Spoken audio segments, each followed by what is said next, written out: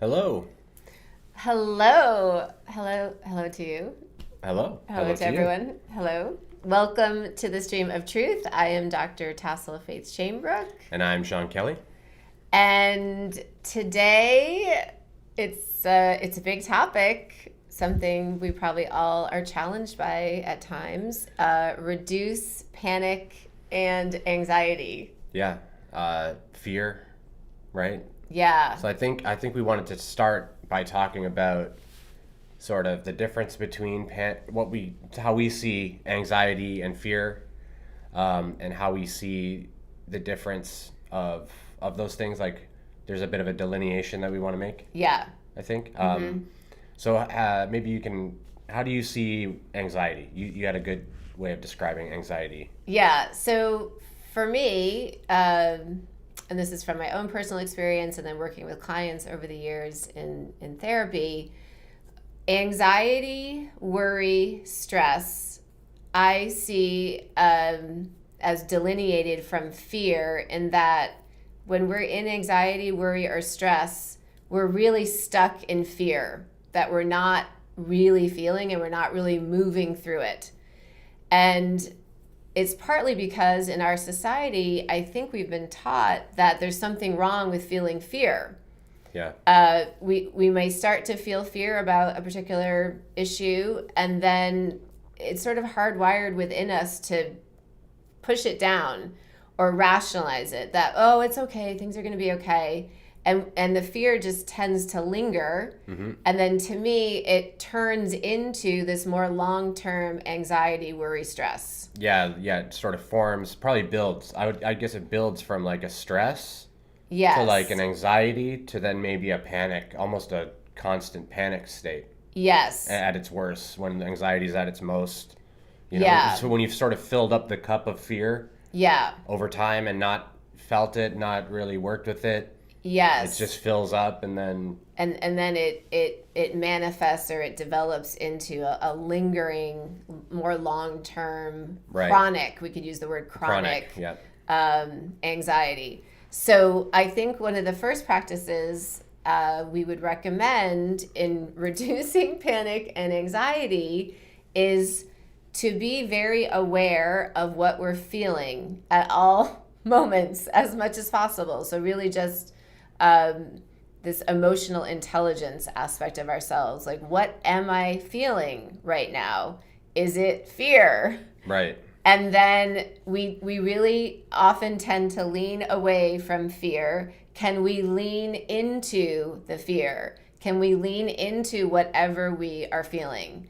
And then what we will mostly find is it may feel uncomfortable, it may feel a bit scary, but I always say this: we can feel a feeling in about 60 to 90 seconds. yeah. So any fear that might come up, we can feel it, move it through us, and then there's going to be some information on the other side of that. And I think what we're saying too is if we don't do that, it tends to linger in us, right? Absolutely. So it's more, it can feel a little counterintuitive because when we feel the fear come up, we tend to want to run away from it. Good morning, Jamie. Nice to see you. Thank you for Hey, joining us. Jamie. We are Good in Nashville. morning. Awesome. We tend to feel like we want to run away from the fear. So, we don't like bad feelings. So we tend to distract. And so we might just try to totally shift focus and distract. And yeah, that might effectively reduce the fear in the moment, but it may cause it to linger. It may cause it to like just sort of stay in the body, or the energetic body. And then, or we may go drink or, whatever to try and release the stress, but we're not really dealing with the feelings that are causing us to feel these ways. Yes. Or that are, or the thoughts as well, the thoughts that are usually distorted, that are somehow causing the fear and stuff like that. I wanted to say that I believe that fear is basically when the human like misunderstands kind of what's going on, or feels out of control, then fear comes up. But usually there's confusion around So there somewhere in there, there's a confused understanding about reality, Yes. basically. Yes. A confused sort of a understanding about how the whole thing works, Yep. which informs all of the thoughts that then cause the fear, and then the emotions come up. Yeah. So that after you have like the fear, when you have the anxiety, I think after you feel it, that's when the insights can come in. You can start to like examine why this came up, where was I sort of like based on what I know, for example, why was I scared of this situation, right? Yes. Yeah. And so I think in part what you're saying is to walk this spiritual path and the human path. And the spiritual path, we know, we can remember that everything that is happening is serving our highest and best and everyone else's highest and best. Even things that seem just Even really things that horrible. suck. Things that suck. Yes, Yeah. that overall, there is a highest and best orientation to everything that's happening. So the spiritual path is just really having that faith, trusting life, trusting everything that is happening is ultimately serving the highest and best. And then honoring our human experience within this, that the human may at times feel fear, may not always be over here in trusting Might life. not be too happy with what's going on. Yes, and Right? exactly. And that it's the highest and best to allow the human to feel whatever is coming up. Mm-hmm. So I always like to say we can visit with our feelings and we Right. can live over in trusting life. Yeah. And I think depending on your orientation, so I think Tassel and I are oriented differently in how we sort of move through our feelings. Tassel sort of seems to have just very intense, dive right into them. Yeah. I tend to be a little bit step back and like, observational of them, and don't jump right into them. But I do allow them to come up. I try not to resist them. I try to notice like if I'm feeling like that, or if I'm thinking that this feeling is wrong, like that type of thing. So I try to do that. But I think there's two sort of approaches to dismantling the fear. One is to just feel it all and let it just move through you, and like then have insights usually. Yep. Another way is to notice different things that, like I was talking about before, about confusion that's caused the fear. So basically, the way that I phrase this or see this is you're either dissolving the fear with love, or you're dissolving the fear with wisdom. You're doing one of the two, or a mix of. You're usually doing a mixture. And would you call feeling the feelings, dissolving it with love? Yes, Or- yeah. So Okay. the more you feel, the more intensely you're feeling it, the more you're using the divine feminine love aspect of self to move through and balance. And the more that you're not necessarily doing that, but you're on the other side, and it's usually a spectrum. So you're not usually right in the middle or far on either side, though you can be. You don't usually have no feeling of the feelings, right? Yeah. You always are feeling feelings generally, unless you have some type of maybe sociopathy or something in different areas. You may not be really capable. Yeah. But the wisdom approach is basically lessening the feelings, or lessening the intensity of the feelings, and trying to notice that the foundation that the feelings are built on, like the thoughts that brought the feelings about, are ill-formed. Mm-hmm. Like there's confusion in those thoughts. Mm-hmm. And so depending on your orientation, you can find either way to be better for you. And you should try both ways. And like Tassel really helped me, because that's the only way that I knew at first. The wisdom approach. The wisdom approach, Yeah. like untangling the knot of confusion at the root of the thought. Yeah. So like if I'm scared to go outside because I feel like I might get hit by a car, or if I'm scared to drive cars, let's say, right? The fear has no real rational base to it. Mm-hmm. And so it's easy for me to go, that's totally irrational, let's go. Now, other people that maybe can't use that approach, or that approach doesn't work, probably have to feel it. So there's like, it's very unique, and it's a unique blend, I think, for every person. But that's the other way to do it. And in all cases, when the feelings come up, I'm never ever saying don't feel them. So I want to be very clear about that. I'm never saying push the feelings aside, use the wisdom. And then when I say wisdom, I'm not saying mind either. I'm not talking about the brain or, I'm talking about like your soul's ancient, eternal wisdom. Yeah. Well, and I think that's what I was talking about too when we understand both paths that we're on. Yeah. That's the wisdom orientation, to trust life and to feel all the feelings at the absolutely, same time. Yeah, absolutely. I think we're saying the same thing. And then the feeling it is sort of your soul's eternal love. But both things are sort of the same. They're sort of different tools to do the same thing, I think. And you kind of use both to varying degrees in what I've seen in people. Yeah. And you've broken it down into like divine masculine using the wisdom, divine feminine using the love, and I've kind of broken it down into like the spiritual experience and the human experience in a way. Yeah, there are a bunch of different layers that we can look at it. Like I'm talking primarily like the energy, I guess, and how the energy is felt and experienced in each unique person, depending on their balances and divine masculine, divine feminine. Yeah.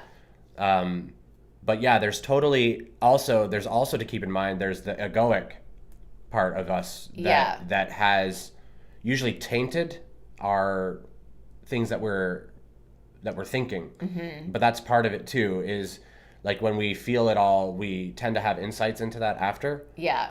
Or we can directly look for the insights to begin with. Yeah. It's kind of the same, you arrive at the same place just through sort of different paths. What do you think about giving some examples of this practice? Yeah. Maybe things that we've moved through. Should we talk about the airport? Yeah. Yeah, okay. Yeah. So yesterday we were coming back from Toronto. We were both in Toronto. And we were coming to... good morning, Debbie. Good morning. Hey, Debbie. We were coming to Nashville. We set a whole bunch of time aside. We came like 3.5 hours early or something. We're over 3 hours early to the airport. And it was packed. Like, we had to wait, tons of lines, and we had to get Tassel's children today, or yesterday. When we arrived, we had to get them at 2 p.m. And Tassel hadn't seen them in a while. It was very stressful because you're literally just sort of packed into these lines, sort of like sardines, and you just walk along. There's nothing you can do about anything. And it started to seem like we were going to miss the flight. We basically almost did miss the flight. We had to sprint, and it was very, very stressful. I'm sure you can imagine that you're just standing in line. There's like 100 people ahead of you, and your flight's about to start boarding, and you're like trying to get through customs. So that was the situation we were in, and Tassel was having a lot of anxiety around.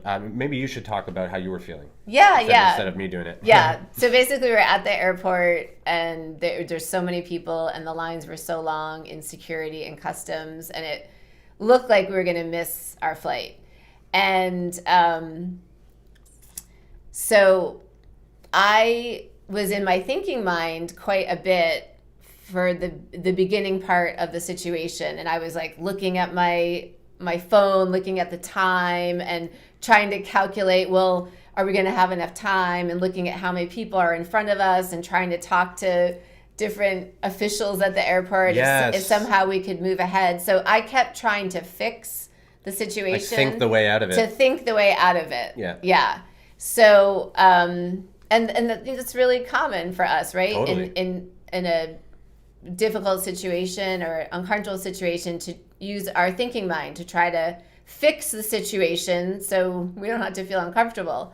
So in sort of a beautiful way, there really wasn't any way the situation could be fixed. There was nothing that could be done. It was a very you have no choice but to surrender. You have no choice but to surrender to what's happening. And so to me, I talk about this all the time, to feel your feelings. And there was definitely a part of me that didn't really want to feel my feelings because some really, really uncomfortable, painful feelings started to come up for me around missing the flight around my children. Yeah. That were really, really, really deep and really painful. There was some anxiety from expressed by her children when she was leaving, that with all the COVID stuff happening and the travel restrictions, and like, what if you get stuck there, and right, and so that, you know, after saying, "Don't worry, everything's going to be okay. I'm not going to get stuck there," it seemed like maybe we would get stuck there, you know, for an extra day. Yeah. Right? So the feelings that were coming up for me around possibly missing the flight back to America were, I didn't want to let my children down because they felt nervous about me flying out of the country to begin with. And B, I also really wanted to spend some time with them because they're in school all week and I share custody and I don't really see them that much, it feels like. And it was also really tapping into some very deep wounds about not being able to be their full-time mother to begin with because I'm in a divorce situation. So all of this was within me and it was all arising. And I kept trying to just fix the situation. Like, well, maybe we can still make it. Maybe we can somehow move ahead in the line or something. So what eventually happened was I surrendered to my feelings. I surrendered to the possibility that we might miss the flight and I might not see my kids today and I might be letting them down and I might be letting myself down about how I wanted to spend time with them.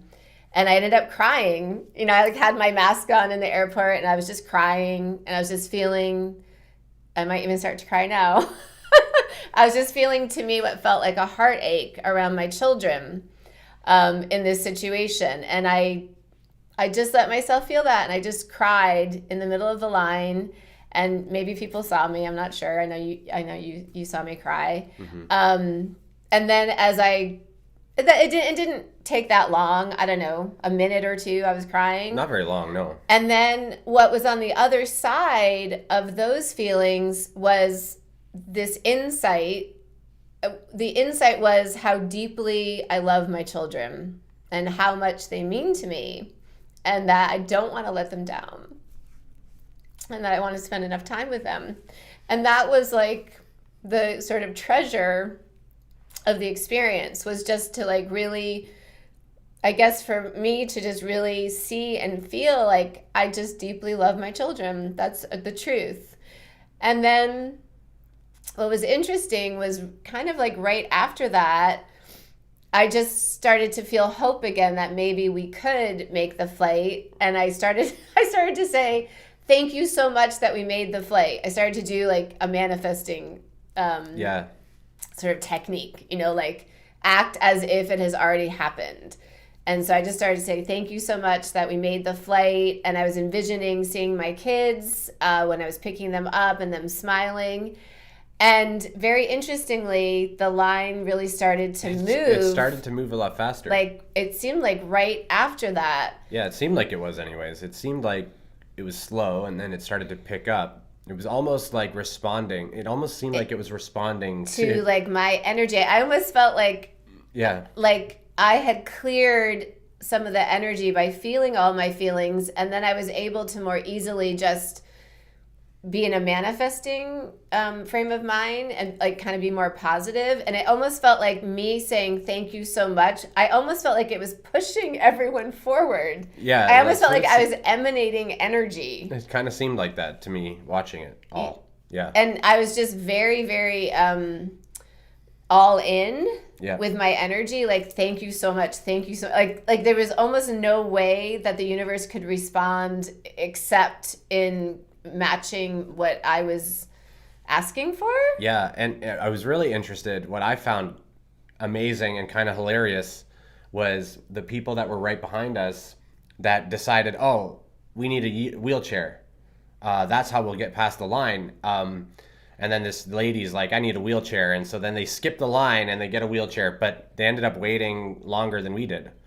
Even though they skipped the line, they just, I don't know what happened, but it was almost like karma. Like, Yeah, it was like just they were in their thinking mind, right. They would use trying their thinking to mind, fix the situation, tried to manipulate people, right? as well. And it didn't. I hope they made their flight. I I hope don't they know if made their they flight, did or but not. So we did end up making our flight, sort of just in time. We ended up running to the gate, and oh my gosh. that was really funny because I'll just quickly say this because it's kind of humorous. We we went through customs. The customs officer was very difficult with us and not very helpful. He was literally going like this, like to write. He'd be like, okay. He was really taking his time. Just everything, and we told him we were like in a rush. and he was doing it to bother us. And we looked down, and we realized we basically had about 10 minutes before the flight was going to take off, and maybe they had already closed the gate. We didn't know. So Sean grabbed my carry-on luggage, which was fairly big, and then we both just started running towards the gate. And Sean, God bless him, he has been smoking, but he actually is in the middle of quitting right now. But so his lungs are probably not at the best capacity. And we were just like booking through the airport. And I'm in decent shape. I've run marathons and stuff. And I was just dying because we're trying to run so fast. And I just thought, oh my gosh, Sean must be having such a hard time. It felt like there was needles in my lungs. It was awesome. And the gate was really far, and we had to go downstairs. And I think we both just thought, I'm going to give up. I can't keep running. But we did make it to the gate. And they said, you made it. And I burst into tears and out of relief. And yeah. But we did make it. So just to sort of summarize what I think our learning here is that I was in a panic about missing the flight. It felt like such a big deal to my kids and I that I make the flight. And in the beginning, I was just in my thinking mind trying to fix it. Oh, can we make it? Trying to calculate all the time and asking for help and just totally in the thinking mind. And then I surrendered to the situation, to the possibility that I would not make the flight. And I allowed myself to feel all the really uncomfortable feelings around that. And then I had this beautiful insight of how deeply I love my children. And then I went into this, maybe we can still make the flight, sort of just a manifesting mode. And then we did make the flight. Yeah, and it was interesting for me. It was hard for me because I wasn't having so much of the anxiety, but I didn't have as much personal stock in what time we arrived at, right? Or if we didn't make it that day, and it would have been a pain, of course.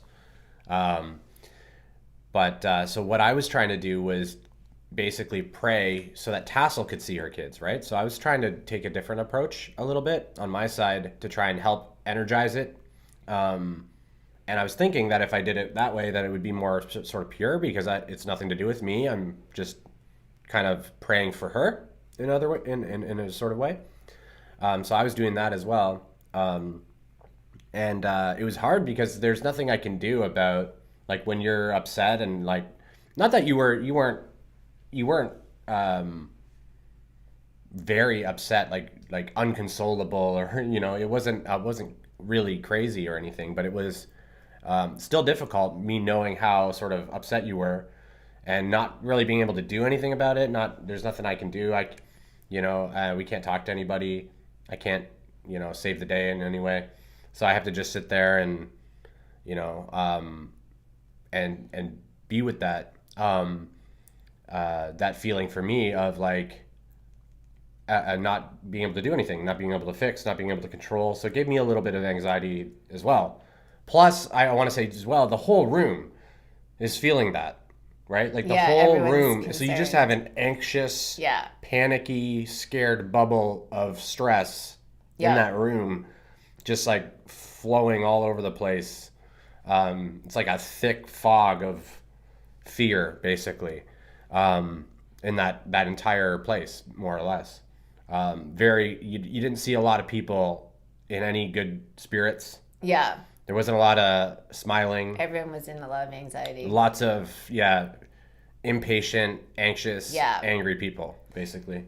And I wonder if we could just go through another example that someone listening might be feeling, or just like another real life example of how to Sure. move through this. And I'm thinking, if you have an idea, it's great. But I was thinking of maybe, let's say like someone who's currently unemployed and maybe has a family and has fear, or let's say anxiety about how can I provide for my family, and issues around abundance and money and all that.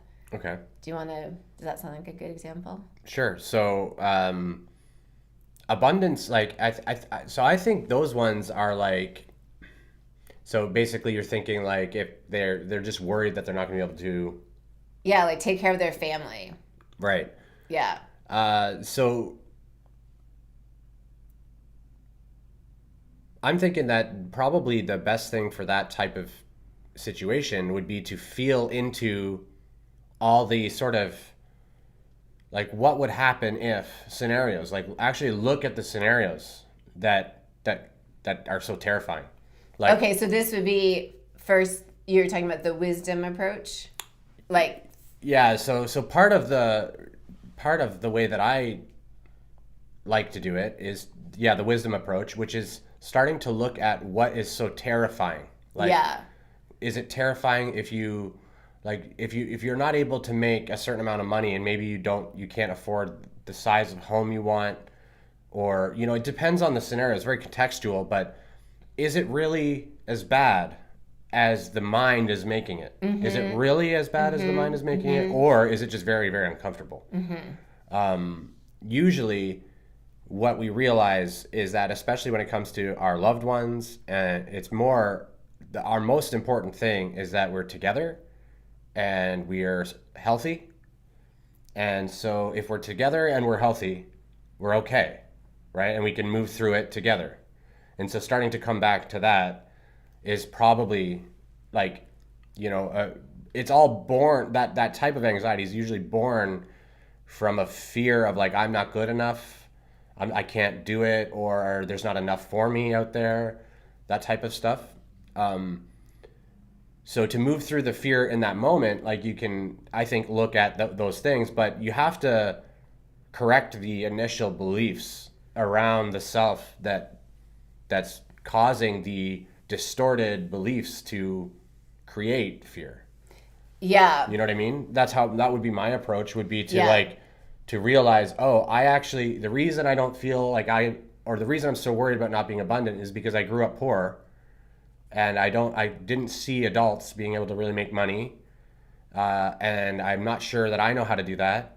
Therefore, it makes sense for me to be scared of not being able to do that. But that belief is like a twisted sort of view of self that's not real. Like it's not real. But the more anxious we are about the abundance, generally, the less easy it is for that abundance to come in. Yes. So it's like a feedback loop. Yeah. Sort of. Yep. And my approach would probably be to go into the feelings first. And I've noticed this over and over again. It's so interesting. I'd be really curious of other people's experience, that when I surrender to, say, like the worst possible outcome, when I just allow myself to feel like, okay, what am I really scared of? When I allow myself to feel the worst possible outcome, it never happens. True, yeah. It's almost like, to me, okay, so in this example that we're talking about of, let's say you're a parent and maybe you're out of work, or you want to make more money for your family, but you have anxiety around like money and your family and providing for your family. Yeah. So if we don't go into some of the foundational fears around that, we're going to probably skirt around in just anxiety, like this low level, I'm just anxious about it. Yep. If we lean into our deepest fears around that situation, yes, we most likely are going to clear that, and we're going to and our energy field is going to change, and then the external reality will reflect that. I wanted to just add, so part of the the wisdom's approach, where it starts to try to disentangle the knot of the confusion, is you actually do look at those outcomes that are so terrifying. Yes. So you end up feeling, as a side effect of that, Okay. because you're investigating with your imagination, Yeah. actually experiencing these things, Yeah. you end up feeling a lot of that. Yeah. So you do end up feeling a bunch of stuff. Feeling the feelings is always critical. Yeah. But yeah, you can start. I think feeling the feelings in the moment of fear is very powerful to let it come through you. Yeah. And then going to the wisdom and then trying to look at it from a bit more of a clarity place. And what I have found, I don't know what your experience has been, is when I allow myself to feel the scariest feelings first, the panic, anxiety, stress seems to clear, and I'll have just naturally the wisdom and the insight after. I don't have to think my way into the insight Right. or the wisdom. Yeah. Because partly I'm just a lot calmer because I've felt that really heavy, scary energy already. Yeah, I think that's the intensity of the divine And then feminine. the wisdom energy just is right there. I don't have to look for it. Right, yeah. So just to play out this whole example, because I've had these fears myself. Yeah, so have I. being a single parent. Most people have, especially Yeah. if they have kids or dependents of some kind. Right. So I've lived in anxiety and stress and worry about providing for my kids. I've had that path. And more recently, I've just gone into the deepest, darkest fears around that rather than living in this more anxiety, worry that's at the surface. And it's also my understanding that many of us, if not all of us, are clearing a lot of feelings from other lifetimes as well, not just this lifetime. So I went into some really, really deep fears around like losing everything, including losing my children, like not having enough money or something that I would have to like give up custody of my children. And my understanding is that I've experienced that in other lifetimes, which is why in part I have that fear. So I went there. I went to that deepest fear of what if, and what I realized was my deepest fear was that I would lose my children. That underneath the fear about money and providing for them was a fear that I would lose them. That was the deepest fear I held. So I went there. I felt it. It was very painful to feel. But I believe I cleared it. I don't think that deep fear is in my energy field anymore. Yeah. And then again, on the other side of really feeling into all of that, I could just see the insight wisdom was how deeply I care about my children, how important it is for me to be their parent and to take care of them. And afterwards, I just felt very calm. And I also felt very reconnected into my guidance. And my guidance basically just always tells me it's all going to be okay. Like, just keep taking your inspired action, keep doing your soul's work. You will always be provided for. But when we're in that anxiety, stress, worry loop, we're also cutting ourselves off from that guidance. And it's hard to believe that from guidance. that faith. Yeah. So I just feel like I can't overemphasize how helpful it is to feel your feelings, because there's just so many benefits from it. You're going to clear your energy field. You're going to reopen your connection to the divine. You're going to feel your guidance. You're going to get insight. And then you're going to be able to take your inspired action to create whatever life you want to create for yourself. So I just want to really get away from this teaching that I think is very misleading, that it's somehow wrong to have fear or we shouldn't feel our fear. It is normal as a human on this planet to have fear at times. And we are equipped to feel it, we are equipped to move through it, and we are equipped to gain a lot of treasures on the other side of feeling the fear. Yes. Yeah. And I dealt with that myself. I'll say that for a time, I would deny my own fear, right? Because I didn't want to admit that I was feeling fear because I knew that fear is distinctly not true.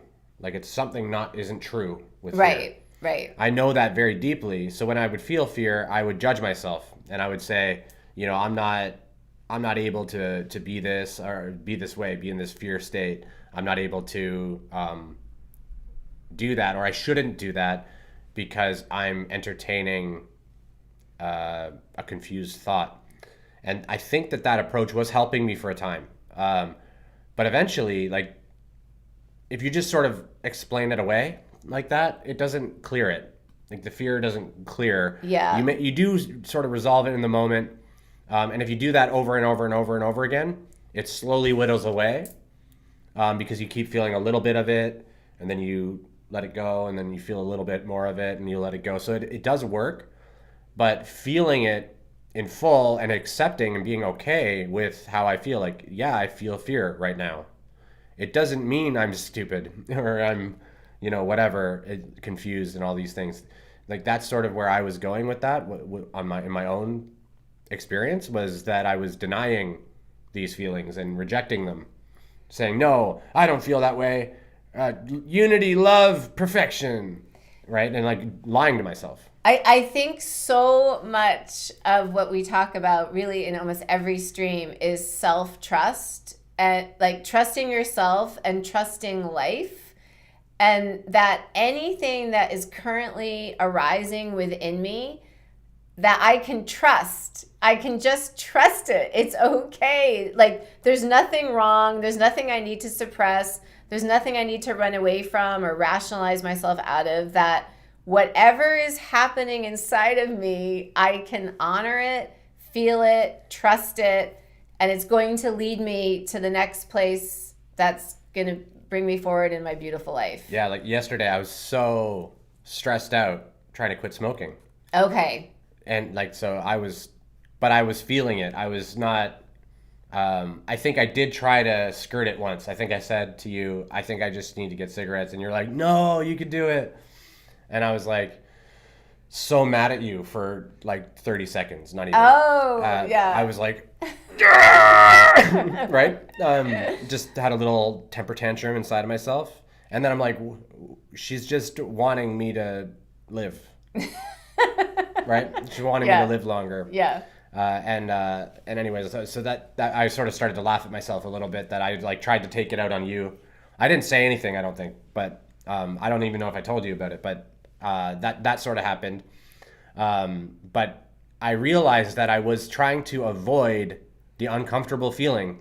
Yeah. That, like, I created this scenario, and part of it, I'm sure, is to show me that I can sit in this uncomfortable, irritable, agitated type of feeling for a while and I'll be fine, right? Like, and that's sort of what I realized is like, I'm fine. It's fine. It sucks. It's fine. Like, you know what I mean? It is uncomfortable. I admit it. But it's going to be fine. It's not going to take that long. It's fine. But I didn't get there until like, I sat with it. I was trying to meditate. I couldn't even like get calm. Yeah. And there was some work stuff that we wanted to do, and I was like, I don't know if I can even do that. I'm so annoyed right now. Yeah. So yeah, it was fun. Lots of fun. I'm glad you shared that example. I'm going to share one more example around my hair. Okay. So I've talked about this on a few different streams. I seem to be experiencing quite a bit of hair shedding right now. I've never experienced this in my entire life, and it can feel like I'm in a panic about the hair shedding. And so far, I've done a lot of thinking mind activities around the hair shedding. Like, okay, what can I do? My hair is shedding. What can I do? You know, taking vitamins and putting stuff in it and lots of different things.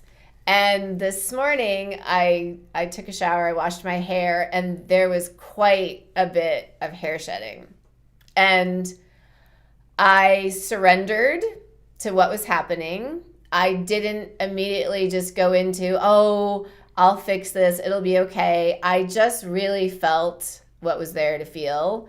And there were some really, really super uncomfortable feelings about losing my hair. Really painful, very deep, like dark feelings around it. And my guidance, I could feel my guidance telling me, just feel everything. Just feel everything. Stop trying to fix it. Stop trying to fix it. Feel everything that's here to feel. And at the same time, I could feel my guidance basically saying it's going to be okay, but feel everything first.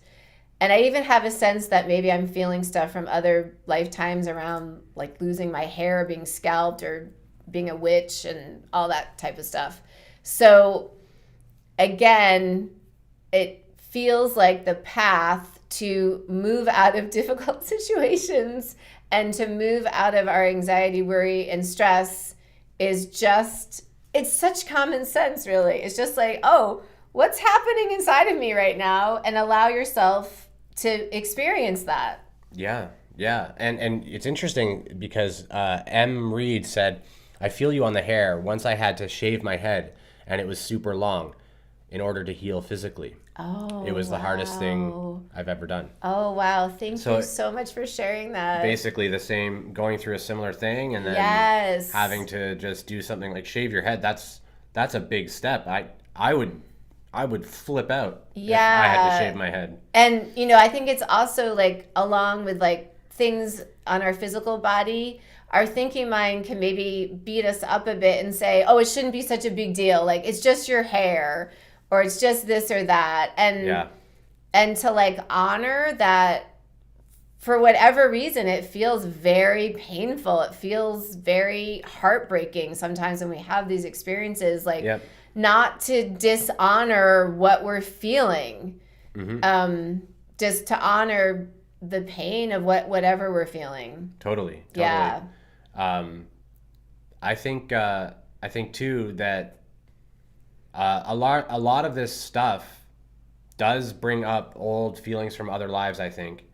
And it's done usually, I think, in like so probably in order for you to feel this, like if you're thinking from sort of the higher self or higher dimensional perspective on like your existence and soul's evolution, it makes sense to have some hair fall out to trigger this. Yes. Right? So that you can release this. Yes. What I was thinking in the bathroom as I saw this like clump of my hair, and I was crying, and I was hoping I wasn't going to wake you up, and I felt embarrassed, like, oh, he's going to hear me crying about my hair. I could feel like, oh, this is exactly what I'm supposed to be doing right now. I'm just supposed to feel this heartbreak about my hair. Yeah. And you may have had other lifetimes, like, and this lifetime has been difficult with your hair. Yeah, I've had a lot of trauma around my hair in this lifetime. Your hair has been a thing. It has been a thing. And this whole lifetime, I've tried to avoid these really dark, painful feelings around my hair. Yeah. I've tried to avoid it by just like, I'll fix my hair. And it feels like this situation is happening for me to just feel these really deep, very dark feelings around my hair, possibly from other lifetimes. Yeah. There's, I think, especially when we have anything big like that just seems to persist through the whole life. Yeah. Sort of fears that don't even necessarily make rational sense. Yes. In the framing of the life as well. Like if we're like deathly terrified of snakes. Yeah. For example. Most likely there's an experience. In another lifetime. Yeah, exactly. Yeah. So there's people underestimate it a lot. Past life regression can help a lot to help get some sort of idea on like why you are so wrapped up in these various things, and there's nothing wrong with those things. Like the reason that we're working through them is so that when we graduate and ascend into the next density of consciousness, we're doing so as purely as we can, the way it's been described to me is we walk up sort of steps of light, and eventually the light gets too glaring, and then we have to stop. And when we stop, that's sort of where we're at. That's where we end up graduating at. That's really beautiful. And so we walk into the light, and our imperfections, basically, our imperfections in our energetic body, our distortions from all of our past lives that we're not dealing with or dealt with yet or felt through. Those distortions block the light from being able to be perceived, which causes it to glare, and then the soul sort of will stop. So basically, you can think of it like that and be grateful. I mean, I know it's hard, but no. Be grateful, when you're in your bigger spiritual perspective, you yes. The reason that it's so hard here, and the reason it's so traumatic, is because there's probably multiple lifetimes of hair things going on. Yes.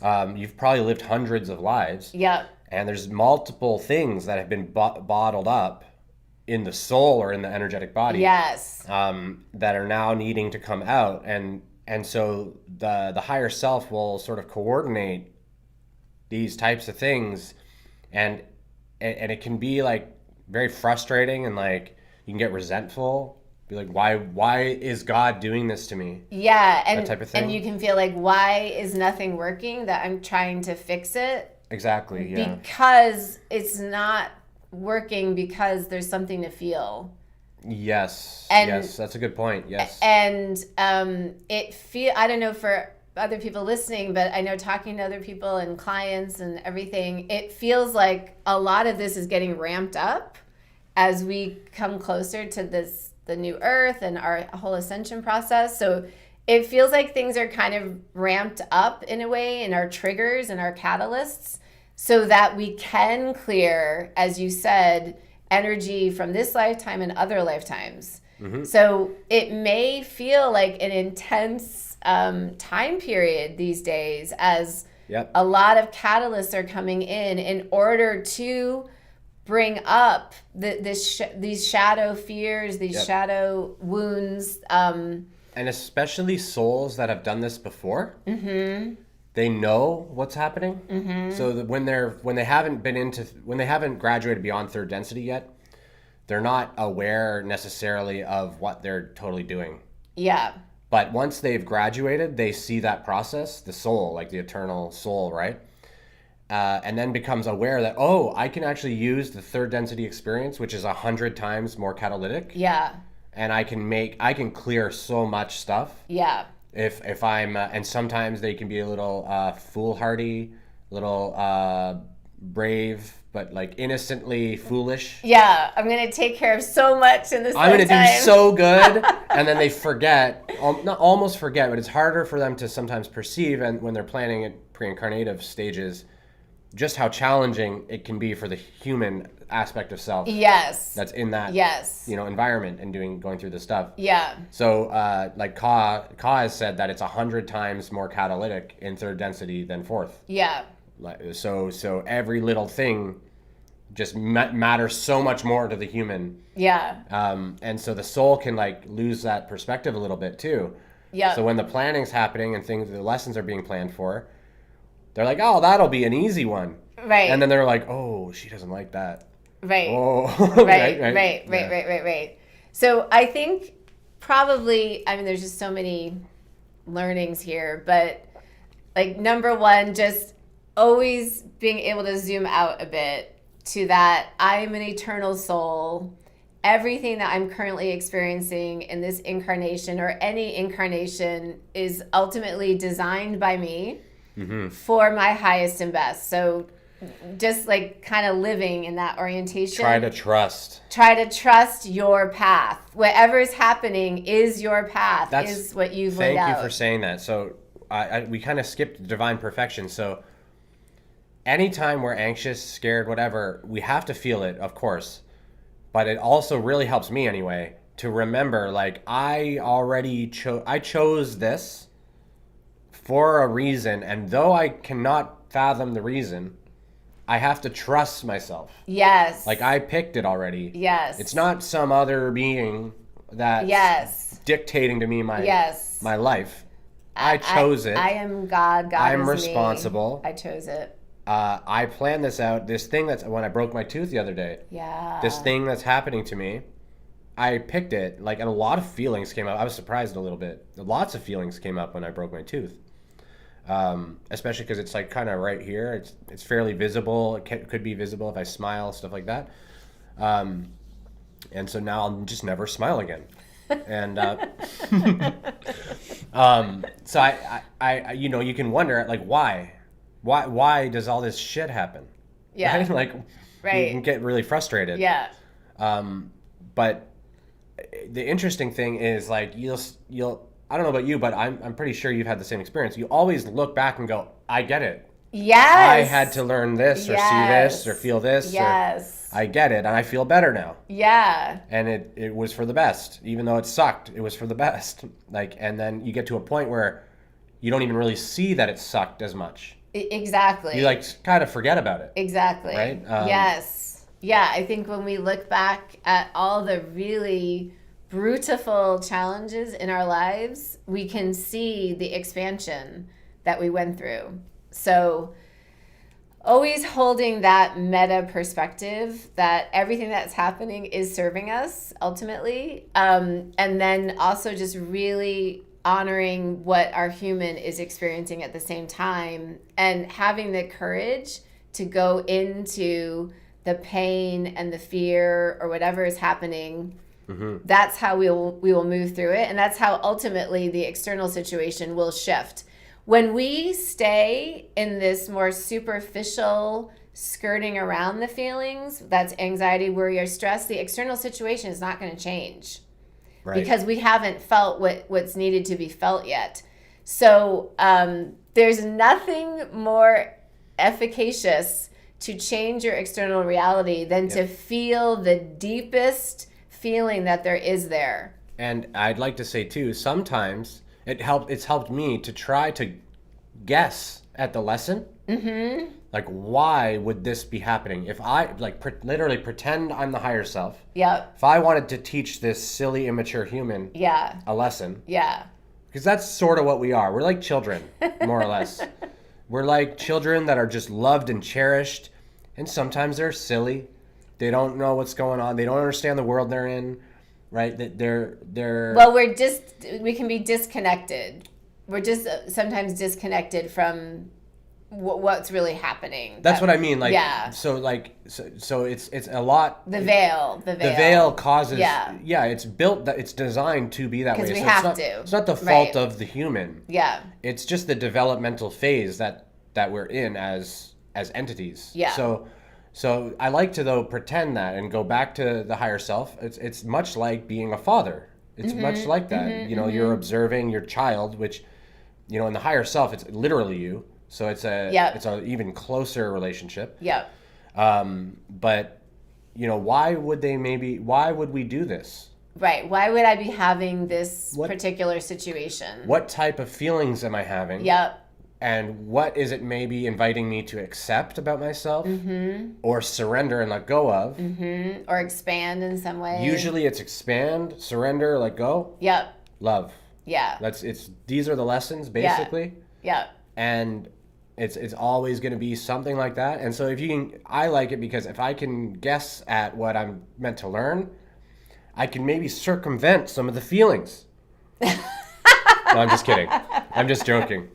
But I found that even that activity of me trying to guess at it all is a little bit bypassing the feeling. Yeah, right. Like, because I'm getting intellectual. I'm almost trying to, cheat at the game. I'm trying to cheat. Like, the game is, I need to feel it. Yeah. That's where the expansion's going to happen. Yeah. Not me, though. I want to cheat. You want to cheat. So but I do think there are little loopholes. There's little shortcuts probably that you can figure out. Take. And so what happens is, the way that I understood it is essentially forgetting is the highest form of forgiveness.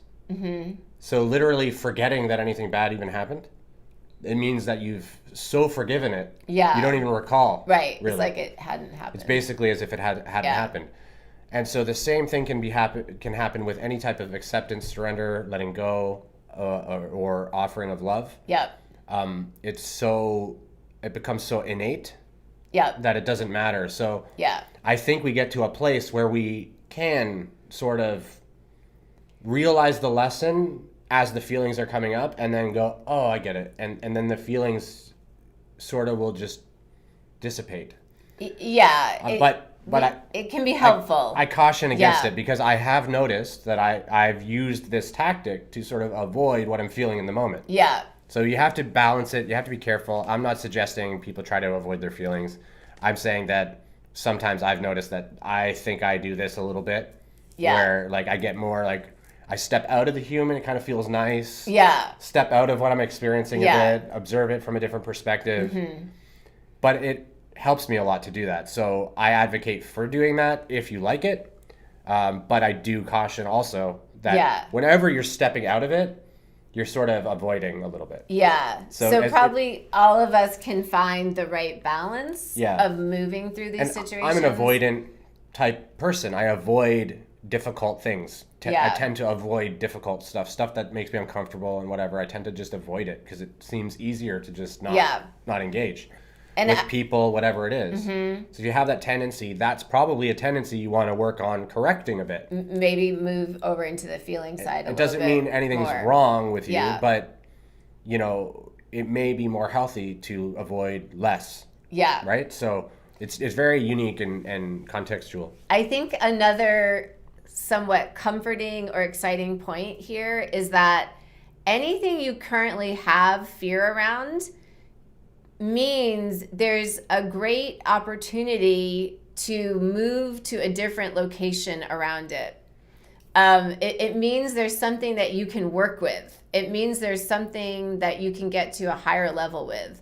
So if you're having fear about money or fear about relationships or fear about your health, what it means is there's some energy you're holding that is holding you back in some way.